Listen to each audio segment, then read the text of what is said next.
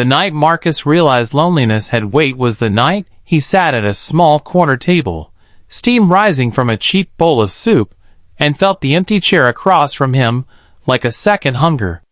The restaurant was warm, noisy, alive with clinking cutlery and soft laughter, yet everything inside him felt quiet and hollow. He had told himself he'd eat fast and leave. He had told himself this was just another night. But the truth pressed harder with every breath. For the first time in his life, he was a single father, and for the first time, he truly understood what alone meant. Only 6 months earlier, that chair had been filled with Sarah. She used to tease him about how he ate too quickly, how he never tasted his food. She would reach across the table, steal a bite, smile like the world was simple. Then illness came quietly, without drama, without warning. And just like that, Marcus was left with memories, unpaid bills, and a 7-year-old daughter who cried herself to sleep asking when Mommy would come back. Tonight, Lily was with his sister. Marcus had said he needed a little air, but what he really needed was to remember how to breathe as a man, not just survive as a father. He stared into his soup, barely noticing the taste, when a soft voice interrupted his thoughts. "Excuse me. I'm sorry to bother you." He looked up. A woman stood beside his table, holding the hand of a small boy. Her coat was thin, her eyes tired but kind.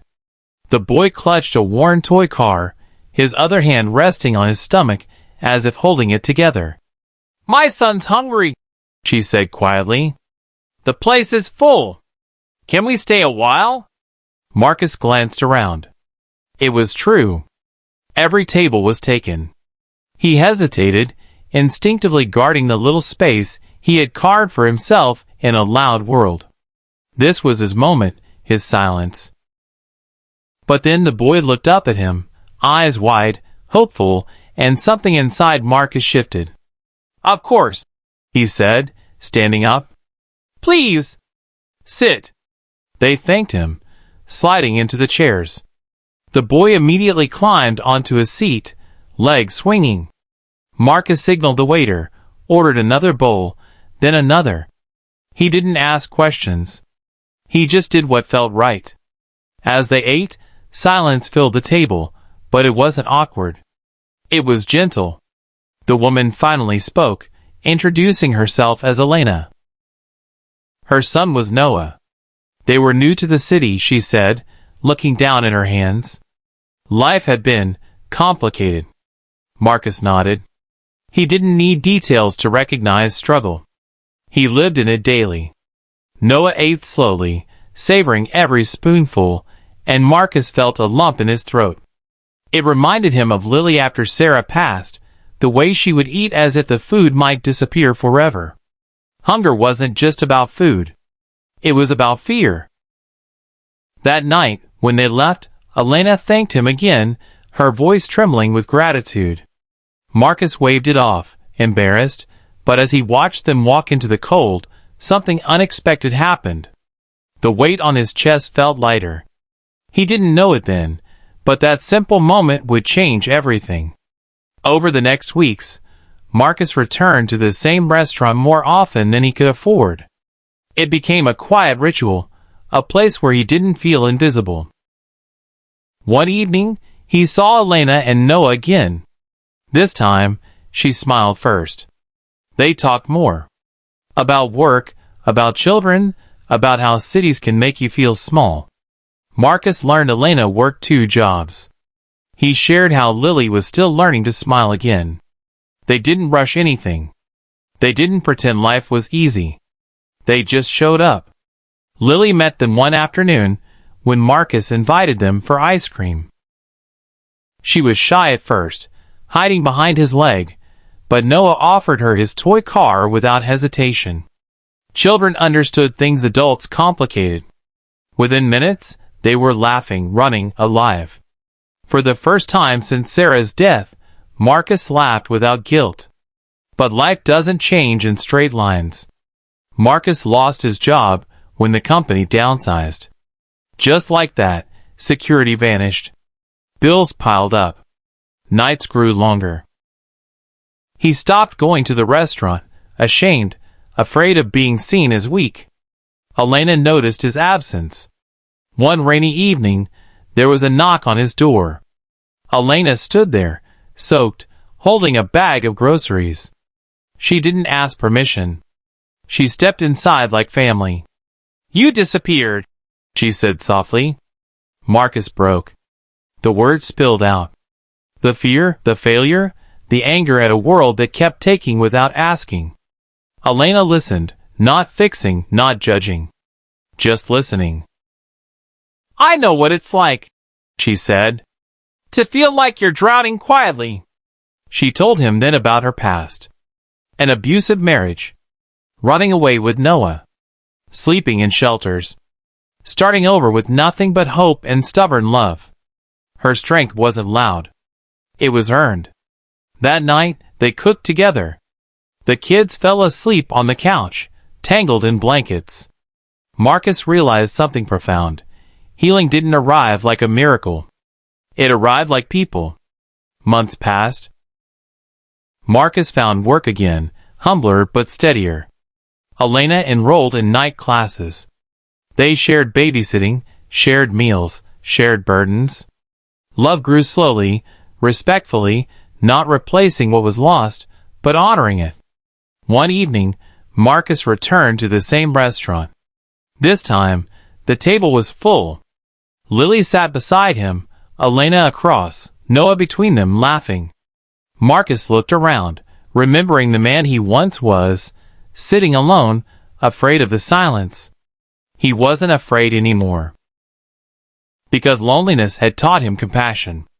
Loss had taught him gratitude. And a simple act of kindness had rewritten his future. Life will break you, quietly or loudly, in ways you never expect. But sometimes, when you think you'll eat alone forever, someone will ask to stay a while. And if you say yes, you may find that saving someone else also saves you. If this story touched your heart, remember, kindness always comes back, often when you need it most. Like the video, subscribe to Silent Soul Stories, and keep believing that even the quietest moments can change a life forever. The weeks that followed felt calmer on the surface, but inside Marcus, something was still unsettled. Happiness had returned in small, careful pieces, yet he didn't fully trust it. Life had taught him how quickly warmth could disappear. He woke early every morning, listening to Lily's breathing from the next room, half afraid that if he closed his eyes too long, something precious would be taken again. Elena felt it too. She smiled often, laughed easily with the children, but there were moments when her gaze drifted somewhere far away, back to nights she didn't talk about. Trauma doesn't vanish when life improves. It just grows quieter. One evening, as autumn crept into the city, Marcus came home to find Lily sitting on the floor with her school bag untouched. Her eyes were red. He knelt in front of her, heart racing. "What happened, sweetheart?" She hesitated, twisting her fingers. "A boy at school said, 'I don't have a real family anymore.'" The words hit Marcus harder than any bill or rejection letter ever had. He hugged her tightly, feeling her small body shake. That night, long after Lily fell asleep, Marcus sat alone in the dark, anger and helplessness battling inside him. He had tried so hard to protect her, but the world always found a way in. The next day, Elena noticed something was wrong. Marcus didn't hide it this time. He told her everything. She listened, her jaw tightening, then placed her hand over his. "Family isn't what breaks," she said quietly. "It's what stays." A few days later, Elena invited Marcus and Lily to a small school event Noah was part of. Marcus almost declined. Crowds still made him uncomfortable. But Lily wanted to go. The gym was loud, filled with parents, laughter, clapping. Marcus felt out of place, standing near the wall, until he noticed Lily watching other families. Her shoulders slumped. Without thinking, Elena reached for Lily's hand. Marcus followed, standing beside them. When Noah ran onto the stage and spotted them, his face lit up. He waved wildly, proud, certain. Lily waved back, smiling. Something shifted in her expression, confidence returning, just a little. Later that night, Lily whispered to Marcus, "I think families can be made, not just born." Marcus held her close, eyes burning. But life tested them again. Elena's ex-husband found her. It started with missed calls, unknown numbers, messages that said nothing but meant everything. Elena tried to stay strong, but Marcus saw the fear return to her eyes. One evening, she finally told him the truth. The man who once controlled her life wanted back in. "I don't want to run again," she said, voice shaking. "But I don't know if I'm strong enough to fight."